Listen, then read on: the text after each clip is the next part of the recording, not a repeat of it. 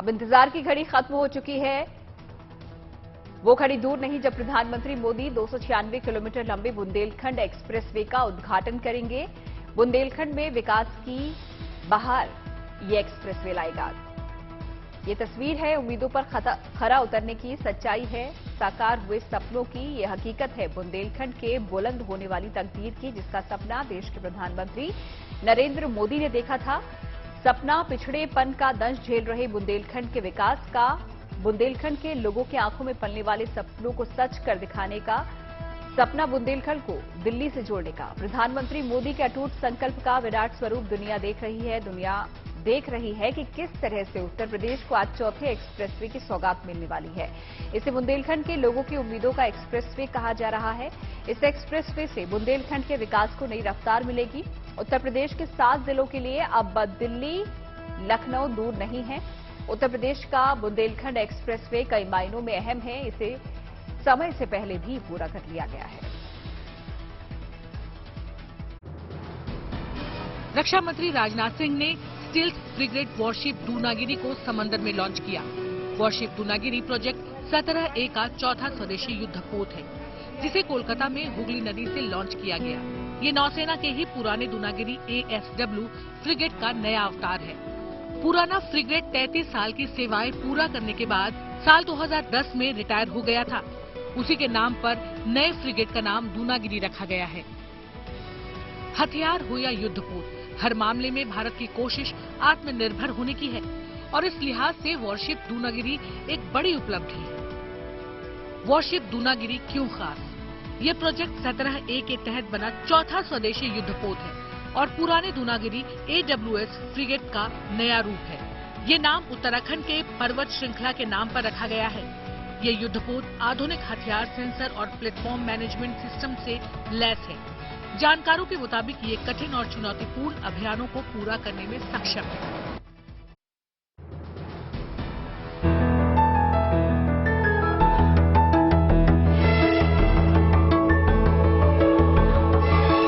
Booster dose को रफ्तार देने के लिए 18+ लोगों को फ्री बूस्टर डोज लगाने का अभियान शुरू हो गया है। फ्री बूस्टर डोज अभियान के पहले दिन वैक्सीनेशन सेंटर्स पर भारी तादाद में लोग नजर आए। ये बूस्टर डोज सरकारी केंद्रों पर अगले 75 दिनों तक फ्री में लगाई जाएगी। नोएडा में पहले दिन वैक्सीन सेंटर पर पहुंचे लोग फ्री बूस्टर डोज के फैसले से बेहद खुश नजर आए।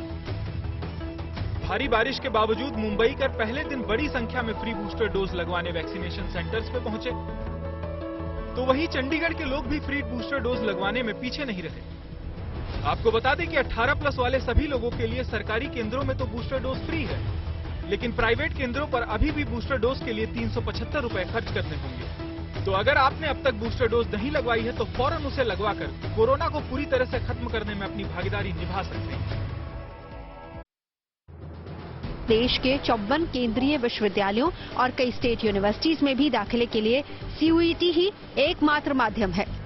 यही वजह रही कि common university entrance test phase 1 का एडमिट कार्ड पाए छात्र छात्राएं परीक्षा देने पहुंचे। इससे पहले ज्यादातर केंद्रीय विश्वविद्यालयों में 12वीं बोर्ड की परीक्षा में मिले अंकों के आधार पर दाखिला होता था, पर अब ग्रेजुएशन में दाखिले के लिए इच्छुक छात्रों को इस अग्नि परीक्षा से गुजरना होगा। 2017 में पहली बार अस्तित्व में आई NTA यानी नेशनल टेस्टिंग एजेंसी की तरफ से CUET को आयोजित करवाया जा रहा है। सुबह 9 बजे से शुरू हुआ एग्जाम दोपहर 12:15 बजे तक चला, जिसमें शामिल हुए कई बच्चों के चेहरों पर राहत के भाव थे। ज्यादातर बच्चों का कहना है कि जितना डर लग रहा था परीक्षा उतनी मुश्किल नहीं थी। परीक्षा खत्म होने के बाद पेरेंट्स ने भी राहत की सांस ली, जो सरकार की इस नई नीति से परेशान थे। CUET 2022 के लिए इस साल करीब 14 लाख छात्रों ने रजिस्ट्रेशन करवाया है, जिसकी वजह से ये परीक्षा नीट UG के बाद देश की सबसे बड़ी परीक्षा बन गई है। IIT पटना का 11वां प्लेसमेंट सीजन अब तक का सबसे अच्छा प्लेसमेंट सीजन रहा। इस साल कैंपस रिक्रूटमेंट में सबसे ज्यादा जॉब ऑफर, सबसे ज्यादा डोमेस्टिक पे पैकेज, सबसे ज्यादा एवरेज पैकेज और अब तक के सबसे ज्यादा प्री प्लेसमेंट ऑफर दर्ज किए गए। IIT के कई छात्रों को इस साल 1 करोड़ रुपए सालाना पे पैकेज वाले जॉब ऑफर भी मिले। गत लास्ट ईयर में भी किया था, पैंडेमिक के में टाइम में, फिर भी इस साल स्टूडेंट ने और भी अच्छा ऑफर लाया है। 6 बच्चों ने 1 करोड़ से ज्यादा ऑफर लाया है और इसमें इंटरनेशनल कंपनीज भी है, गूगल, अमेजन, एक्सेंचर, जापान, इस टाइप का कंपनी भी है। और आगे भी मुझे लगता है कि ये बच्चों के लिए एक इंस्टेंस बन गया। आईआईटी पटना के प्लेसमेंट सीजन में अलग अलग क्षेत्रों की 154 कंपनियों ने 2022 बैच के छात्रों को 412 जॉब ऑफर दिए। इनमें IT software, finance and banking, analytics and consulting, core engineering, e commerce, health care, manufacturing और ऑटोमोबाइल क्षेत्रों की कंपनियां शामिल हैं। सुप्रीम कोर्ट की सुनवाई होनी तो सुबह 10:30 बजे से ही थी, लेकिन जस्टिस यूयू ललित ने अदालत की कार्रवाई सुबह 9:30 बजे ही शुरू कर दी। 1 घंटे पहले कार्रवाई शुरू होना सुप्रीम कोर्ट के दूसरे जजों को भी हैरान कर गया। लेकिन जब जस्टिस यूयू ललित से इस बारे में पूछा गया तो उनका जवाब शानदार था। उन्होंने कहा, 7 बजे बच्चे स्कूल पहुंच जाते हैं तो सुप्रीम कोर्ट अपना काम 9 बजे क्यों नहीं शुरू कर सकता। जस्टिस ललित के इस जवाब के बाद उनके साथ मौजूद जजों ने खुशी जताई और इसे कोर्ट में अरसे से लंबित मामलों के लिहाज से सही फैसला बताया। सुनवाई के दौरान मौजूद वरिष्ठ वकील और पूर्व अटॉर्नी जनरल मुकुल रोहतगी ने कहा कि 9:30 बजे का वक्त अदालतें शुरू करने का अधिक उचित समय है। इस पर जस्टिस ललित ने जवाब दिया कि उनका हमेशा से यही मानना रहा है कि कोर्ट को जल्दी बैठना चाहिए। संभव हो तो सुबह 9 बजे भी बैठा जा सकता है। गुड न्यूज ये है कि जस्टिस ललित का ये सुझाव काफी समय से लंबित मामलों के निपटारे के लिए कारगर साबित होगा। देश में धरना प्रदर्शन, आंदोलन आम बात है।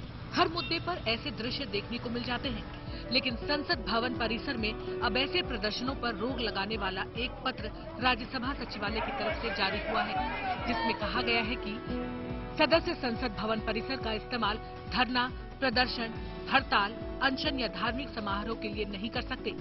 मॉनसून सत्र से पहले राज्यसभा के महासचिव पीसी मोदी द्वारा जारी बुलेटिन में इस विषय पर सदस्यों से सहयोग का अनुरोध किया गया है। हालांकि विपक्ष ने इस पर ऐतराज जताया है, लेकिन संसद भवन में किसी भी धरना प्रदर्शन को लेकर पहले भी इस तरह के लेटर जारी होता रहा है। साल 2021 में भी ऐसा आदेश जारी हुआ था, लेकिन इस बात ने तूल इसलिए पकड़ लिया क्योंकि हाल ही में कई शब्दों को असंसदीय श्रेणी में रखा गया। हालांकि लोकसभा अध्यक्ष ओम बिरला ने स्पष्ट किया था कि संसदीय कार्यवाही के दौरान किसी शब्द के प्रयोग को प्रतिबंधित नहीं किया गया है, बल्कि उन्हें संदर्भ के आधार पर कार्यवाही से हटाया गया है। ये कोलकाता का नया नवेला सियालदह मेट्रो स्टेशन है। गुरुवार से कोलकाता की ईस्ट वेस्ट मेट्रो लिंक पर मेट्रो का कमर्शियल रन शुरू हो गया है। खास बात यह है कि सॉल्ट लेक के सेक्टर 5 से सियालदह तक कुल 9 किलोमीटर का सफर 21 मिनट में महज 20 रुपए खर्च करके तय किया जा सकेगा। कोलकाता के लोगों के लिए मेट्रो कोई नई चीज है, लेकिन इस बार ये जो नया प्लान खुला है ईस्ट वेस्ट मेट्रो के तहत, वो कुछ नया है। मेट्रो कुछ अलग है। पहले एक जमाने में नॉन एसी मेट्रो हुआ करते थे, फिलहाल ये कम्प्लीटली एयर कंडीशन है। और ये मेट्रो स्टेशन जो सियालदह से इसकी शुरुआत हुई है। सियालदह रेलवे स्टेशन जो शायद एशिया का one of the most busiest railway station है। मार्च 2020 में इस लाइन का काम शुरू हुआ था। फिलहाल इस लाइन पर 6 स्टेशन हैं, जो सेक्टर 5 से फूल बागान तक 6.6 किलोमीटर की दूरी तय करती है। इसमें जब 2.3 किलोमीटर का स्ट्रेच और जुड़ जाएगा, तब मेट्रो रेलवे को 45,000 से 50,000 यात्रियों के आने की उम्मीद है। मध्य प्रदेश के मंडला जिला पंचायत के परिणाम घोषित हो गए हैं। इस चुनाव में सबसे कम उम्र की सदस्य बनी है ललिता धुर्वे। ललिता धुर्वे की उम्र केवल 23 साल है और वो आदिवासी समाज से आती है। मंडला में पंचायत के क्षेत्र संख्या 16 से चुनाव मैदान में उतरी थी ललिता। अपने समाज की बेहतरी के लिए काम करना चाहती हैं। ललिता का कहना है कि आदिवासियों के नाम पर वोट तो मांगे जाते हैं, लेकिन जब विकास की बारी आती है तो लोग पीछे छूट जाते हैं। लिहाजा ललिता दावा कर रही हैं कि वो अपनी जीत के बाद आदिवासियों की बेहतरी की दिशा में काम करेंगी। मतलब कि मेरी यही थी कि मेरे समाज में जो आज पीछे के पीछे हो रहा है, तो उनको मतलब बराबर उनको हक नहीं मिल पा रहा। जो उनकी हक है वो हक नहीं मिल पाता। इसलिए आज मैं इस समाज में अपने आप को इस समाज में समर्पित कर चुकी हूँ। आज छोटी से छोटी उम्र में मेरी यही एक खासियत है कि आज मैं अपने समाज को आगे लेके जाऊँ। ललिता ने अभी हाल ही में कंप्यूटर साइंस से अपनी पढ़ाई पूरी की है और वो चाहती हैं कि आदिवासी समाज को उनका वाजिब हक मिले।